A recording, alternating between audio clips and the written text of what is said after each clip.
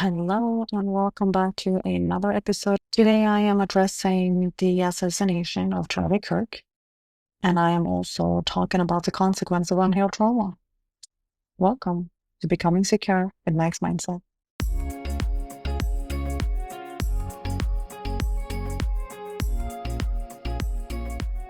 I knew very little of Charlie Kirk. I'd seen a YouTube video, like one of those YouTube shorts a while back, where he discussed religion in a way that I agree with. And in that moment, I had a good impression of him after that video. I also observed him in a debate with representatives from the left, where he spoke so well, it made them look ridiculous. And I've been dancing this dance that many of us have been. You know, that dance between the left and the right, where you agree here and you agree there. And same with disagreements. I knew he was conservative and I understood his stance, but I am not a Trump supporter because of who that man is. However, I can empathize with certain Republican stance, but mind you, I am from Norway, which is a socialist country, meaning my fundamental values are closely aligned with what my impression of what the left is trying to accomplish is. My point is, I see both sides. And in this American debate, I have no vote, so I can only observe and judge, or possibly make up my mind. When I heard that he had died, it was the very few YouTube shorts that I had seen of him that morphed my image. So when I saw all of this rest in peace Charlie Kirk stories trending on Instagram, I jumped on to show compassion for an activist who practiced his freedom of speech and was silenced in the process. I saw myself, someone who wants to share their voice and their values and help the world be a better place. At least that was my impression with what I knew at the time. I felt for his wife and children, knowing that they are permanently wounded, and his daughters is without a father, and that is a deal breaker, and stuff like that gets to me emotionally. Some hours after that I had posted that post on my Instagram story, messages were coming in from friends of mine, friends that I love and respect, people who know me really well, and these people suggested that I didn't know all about Charlie Kirk. They knew me, so because they knew that I wouldn't agree with some of the things that they had heard him say. And they were right. My algorithm has shown one side, and that is the side that appeals to me. But there is a whole other side out there that I do not agree with. And in this moment, I am really grateful that I am surrounded by people who help me see more perspectives. People who make me stay informed, to do my research, because I am certain that there are more people out there who are fed one narrative, no matter what the topic is really, where there is a whole nother side to the story. I think that what I'm trying to communicate is that I want to invite you to consider multiple narratives to get closer to the truth. Not only in this case, but whenever any topic is blown up and there is a clear divide between people, I think it's so important to stay informed and do your own research with consideration of multiple sides. Because shorts and TikToks and Reels can be so deceiving. I have learned that in the past couple of days. What I find the most concerning with what is going on in the comment section right now is the focus, the narrative. From my point of view, the right is blaming the left, and the left is screaming, gun regulations, you did this to yourself. It is a continuous dividing war between one country. It's all happening internally. If there's one thing that I have taken for granted growing up in Norway, it is safety. And that has become abundantly clear when I moved to San Francisco, California. Because I know that this is not a universal truth about the US, but when you're in San Francisco, you'll observe security guards in front of every kindergarten, every school, even every mall. You'll have to pass a guard if you're going into a Nike store. And even every park has a ranger, and the police is parked really close by. And not only, don't let me forget the fact that you cannot leave anything in your car of value or even perceived value visible from the street, because your car will be broken into and it will be robbed. When I grew up in Norway, police wasn't even armed.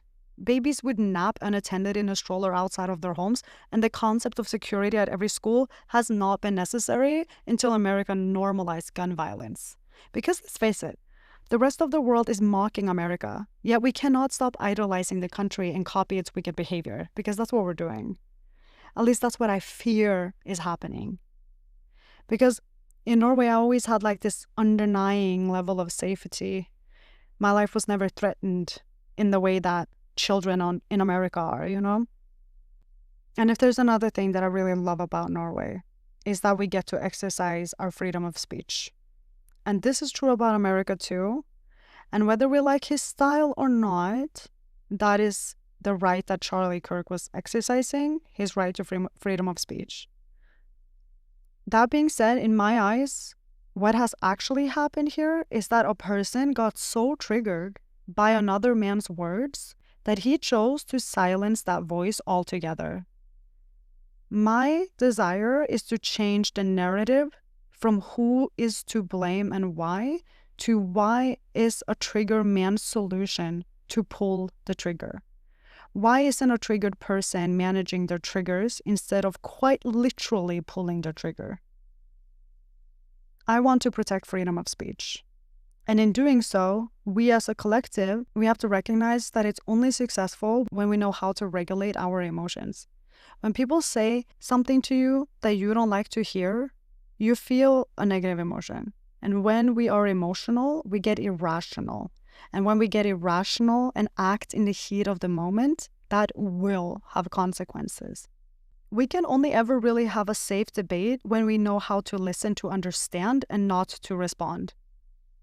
A person who knows how to regulate their feelings knows how to do this really well because it has to be a very clear goal. And if I was going to use America as an example, I would want that goal to be for Americans to unite. Because imagine how the debates would be if their fundamental goal for everyone was to focus on uniting the divided country. Those debates would be completely different. I found a quote that I thought was fitting for this. To listen to understand is to seek clarity, not victory. It is to enter the other person's world long enough to see through their eyes and understand why their beliefs are what they are. I think we can make the world a better place one person at a time, and I suggest that each of us start with ourselves.